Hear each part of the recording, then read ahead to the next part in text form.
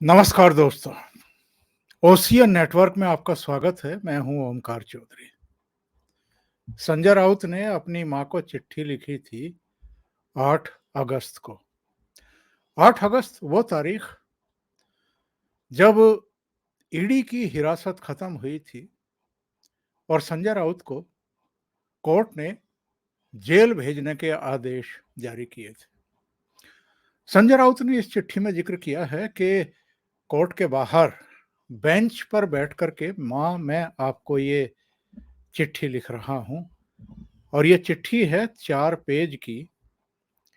और इस चिट्ठी में ऐसा कुछ खास नहीं है कि जो घर की समस्याओं को लेकर के हो, माँ की भावनाओं को लेकर के हो, या एक बेटे की तरफ से माँ को कुछ ऐसी बातें कही गई हों कि जिनके लिए चिट्ठी लिखना कोई बहुत आवश्यक हो गया हो। ये 4 पेज की चिट्ठी आपके सामने है, जो उन्होंने नीचे अगर आप देखें तो हस्ताक्षरों के साथ 8 अगस्त भी लिखा हुआ है। 8 अगस्त 2022। और आज जब ये चिट्ठी सामने आई 13 अक्टूबर को, 12-13 अक्टूबर की शाम को ये चिट्ठी सामने आई। सवा 2 महीने बाद ये चिट्ठी मीडिया को क्यों जारी की गई और इस चिट्ठी में ऐसा क्या है जो लिखा तो उन्होंने अपनी मां को है, लेकिन सारी बातें इसमें राजनीतिक हैं। इसमें केंद्र सरकार पर अटैक है, इसमें पर्दे के पीछे जो तथाकथित साजिशें हो रही हैं, महाराष्ट्र को बदनाम करने की या शिवसेना को खत्म करने की या संजय राउत को उद्धव ठाकरे के सामने खड़ा करने या उनसे तोड़ने की, ये तमाम चीजें, ये सारी राजनीतिक चीजें हैं, राजनीतिक वक्तव्य है। वो तो एक चिट्ठी अपनी मां के नाम ना लिख करके संजय राउत वैसे भी जारी कर सकते थे, लेकिन शायद इसको एक अलग रूप देना चाहते थे, एक भावनात्मक रूप देना चाहते थे कि मां के नाम 4 पेज की चिट्ठी लिखी है। इस पेज में इन्होंने जो लिखा है वो और भी प्रश्न खड़े करता है और बहुत हास्यास्पद भी है। मैं आपको अगर ये चिट्ठी पढ़ कर के सुनाऊं और बीच-बीच में आपको उसका मतलब और जो मैं हास्यास्पद कह रहा हूं उसके बारे में बताऊं, तो आपको अंदाजा हो जाएगा कि एक्चुअल में अपने आप को ये संजय राउत समझते क्या हैं। और जो पूरा घटनाक्रम चला है, ये जिस तरीके से गिरफ्तार किए गए, इनके घर पर रेड की गई, इससे पहले लंबी पूछताछ हुई, एक पूरी प्रक्रिया है। किस तरीके से ईडी ने सारे तथ्यों की जांच पड़ताल की पात्रा चौल घोटाले में, और फिर जब इनको गिरफ्तार करके कोर्ट के सामने पेश किया गया तो कोर्ट भी ईडी के जो दस्तावेज थे, जो आरोप थे, उनसे संतुष्ट थी और इसीलिए इनको न्यायिक हिरासत में भेजा, यानी आर्थर रोड जेल भेजा, जहां ये अब सवा 2 महीने से रह रहे हैं। इन्होंने चिट्ठी में लिखा है, प्रिय मां, जय महाराष्ट्र। अभी अभी ईडी की रिमांड खत्म हुई, बाहर बैठकर पत्र लिख रहा हूं। ईडी के अधिकारी जब रेड के दौरान घर में घुसे तब तुम बाला साहब की तस्वीर के नीचे मजबूती से बैठी रही। मसाले, नमक और आटे समेत किचन के हर डब्बे की अधिकारियों ने तलाशी ली, तब भी तुम कुछ नहीं बोली और चुप रही। उस शाम को जब मुझे गिरफ्तार कर ले जाया जा रहा था तब तुमने मुझे गले लगाया और जल्दी आना कहकर खिड़की से बाय बोली, ठीक उसी तरह जैसे मैं सामना के दफ्तर जा रहा हूं, मगर इस बार मैं जल्दी नहीं आ पाया। अब आप यहां से इसको जरा ध्यान से सुनिए क्या लिखते हैं। लिख रहे हैं ये एक बड़ी लड़ाई है। लड़ाई ऐसी ही होती है। सैनिक भी सीमा पर डटे हैं, कुछ तो वापस भी नहीं आते। महाराष्ट्र और देश की आत्मा को कोई ऐसे कैसे मार सकता है? वीर शिवाजी दूसरों के घर में ही क्यों जन्म लें? शिवसेना को बचाने के लिए मुझे लड़ना ही होगा। मैं भी महाराष्ट्र और शिवसेना के दुश्मनों के आगे झुकूंगा नहीं, जल्दी ही वापस आऊंगा। चिट्ठी में और बहुत कुछ है, वो मैं आपको बताता हूं, लेकिन पहले जो ये अंश है चिट्ठी का, जरा इस पर चर्चा कर लेते हैं। ये एक बड़ी लड़ाई है। लड़ाई ऐसी ही होती है। सैनिक भी सीमा पर डटे हैं। सैनिक सीमा पर डटे हैं, उनसे आप अपनी तुलना कैसे कर सकते हैं? आपको भ्रष्टाचार के आरोप में गिरफ्तार किया गया है। आप पर पात्राचाल घोटाले का आरोप है, और ये पात्राचाल घोटाला क्या है, संजय राउत को पता नहीं है क्या? और इन्होंने क्या भ्रष्टाचार किया है, क्या इनको जानकारी नहीं है? या महाराष्ट्र के लोगों को जानकारी नहीं है? उत्तर मुंबई गोरेगांव का जो सिद्धार्थ नगर है, वहां पर पात्रा चौल में 7 एकड़ में 672 घर बने हुए थे। 2008 में म्हाडा ने डेवलपमेंट प्रोजेक्ट शुरू किया। गुरु आशीष कंस्ट्रक्शन कंपनी को निर्माण का ठेका मिला। 672 फ्लैट किराएदारों और 3000 फ्लैट जो हैं वो म्हाडा के लिए बनाए जाने थे, और जो बाकी जमीन बचती उस पर बिल्डर अपना निर्माण कर सकता था। यह समझौता हुआ था म्हाडा के साथ गुरु आशीष कंस्ट्रक्शंस कंपनी का। गुरु आशीष कंस्ट्रक्शंस कंपनी की तरफ से प्रवीण राउत और जीएसीपीएल ने म्हाडा को गलत जानकारी दी और 901 करोड़ 89 लाख रुपए में 16 बिल्डरों को जमीन बेच दी, जबकि ऐसा समझौते में नहीं था। यानी उन्होंने फ्रॉड किया। और जो जीएसीपीएल है, इसने एक भी फ्लैट उन 672 किराएदारों को नहीं दिया जो वहां उस बिल्डिंग में, कॉम्प्लेक्स में रह रहे थे, पात्रा चौल में रह रहे थे, और ना म्हाडा को बना करके कुछ दिया। और ईडी का यह दावा है जांच पड़ताल के बाद कि 112 करोड़ रुपए प्रवीण राउत को एचडीआईएल कंपनी से मिले। इसमें से संजय राउत को 1 करोड़ 6 लाख रुपए की हिस्सेदारी मिली। 2010 में वर्षा राउत के खाते में 83 लाख रुपए आए। वर्षा राउत यानी संजय राउत की पत्नी। उन्होंने दादर में एक फ्लैट खरीदा, अलीबाग में जमीन के 10 प्लॉट खरीदे। लैंड डील में सारा पैसा जो है वो कैश में दिया गया, और इस पूरे घोटाले में संजय राउत को ईडी ने सक्रिय साजिशकर्ता बताया, और वे इसीलिए ईडी की गिरफ्त में हैं और इस समय आर्थर रोड जेल में हैं। यानी आपने भ्रष्टाचार किया।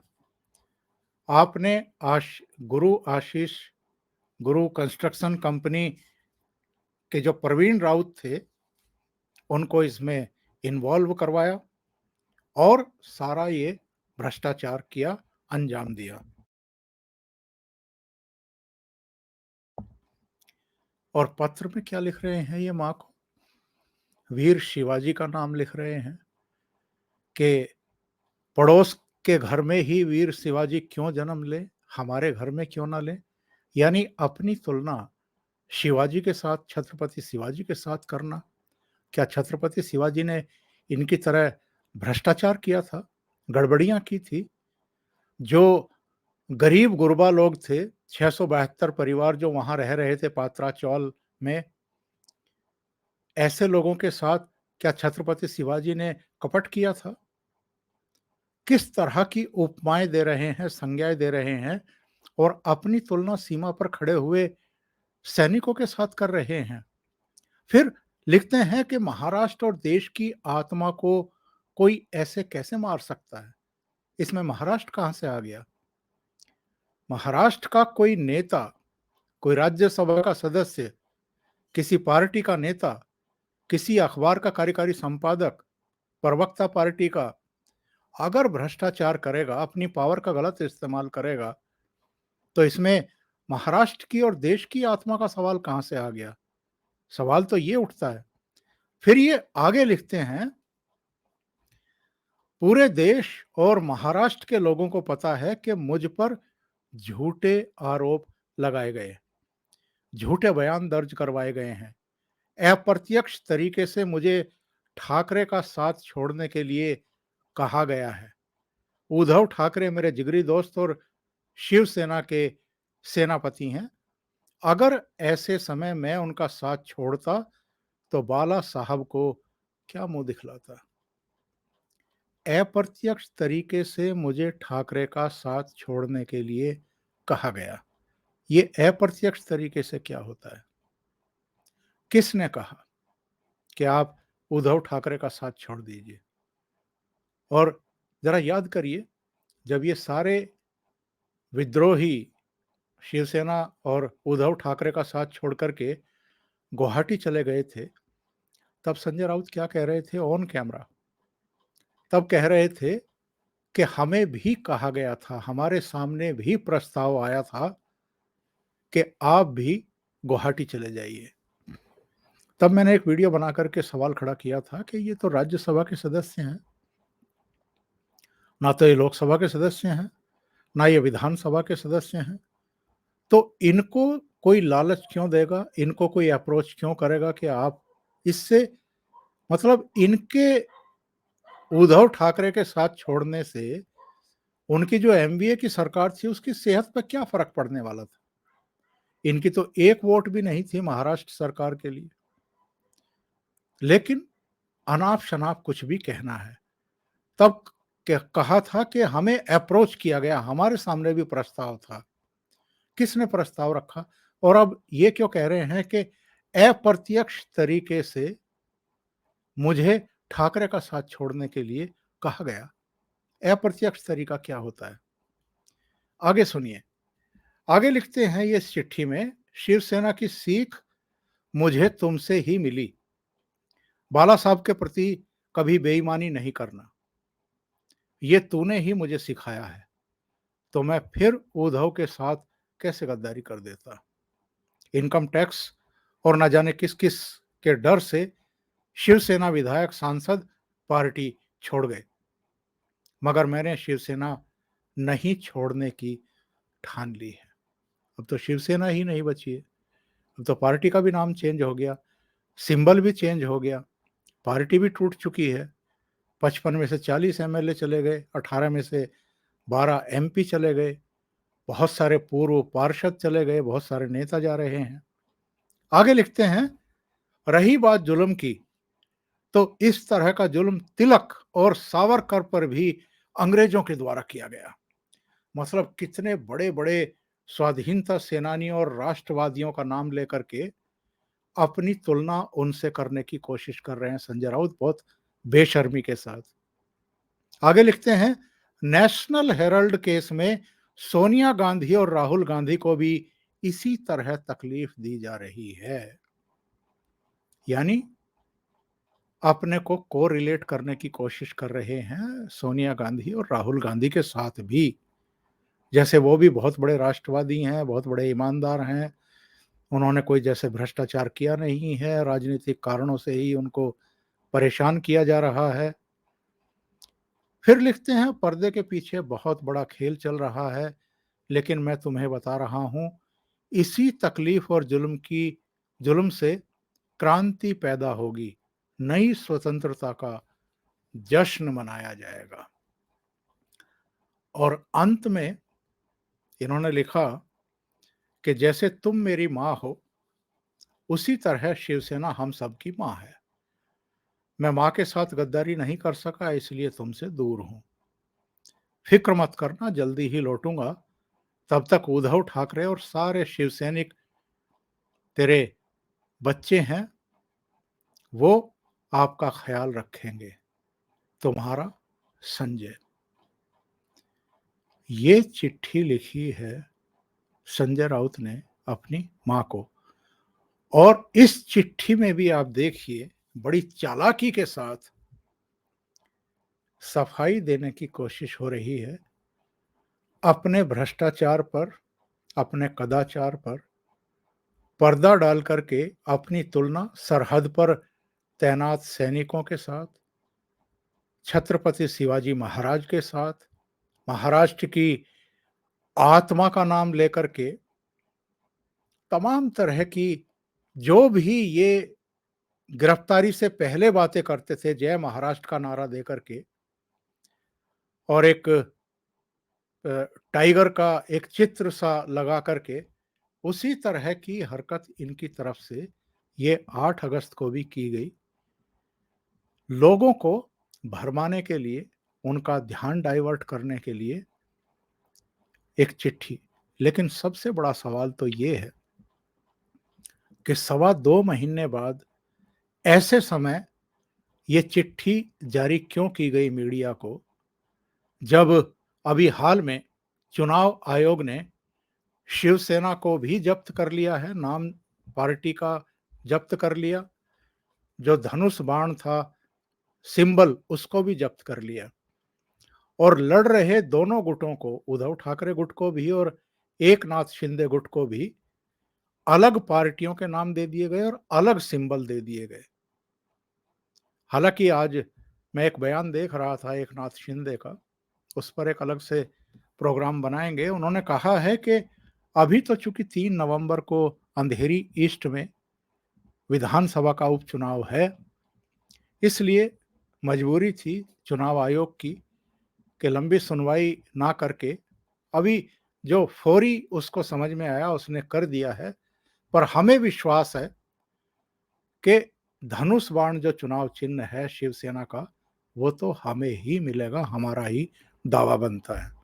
और वो दावा कैसे बनता है वो भी उन्होंने डिटेल जानकारी दी है। लेकिन संजय राउत का ये पत्र 2.25 महीने बाद जारी क्यों किया गया मीडिया को, ये अभी पहेली है, इसको जरा बूझना बाकी है। अभी के लिए इतना ही। बहुत बहुत धन्यवाद। अगर आपको ये चैनल और इसके कंटेंट पसंद आ रहे हैं तो लाइक करें, कमेंट करें, वीडियो को शेयर भी करें। अभी तक अगर आपने ये चैनल सब्सक्राइब नहीं किया है तो सब्सक्राइब कर लें और साथ में लगे बेल आइकॉन को दबा दें, ताकि आगे आने वाले वीडियो और उनके नोटिफिकेशन आप तक पहुंचते रहें। बहुत बहुत धन्यवाद। नमस्कार।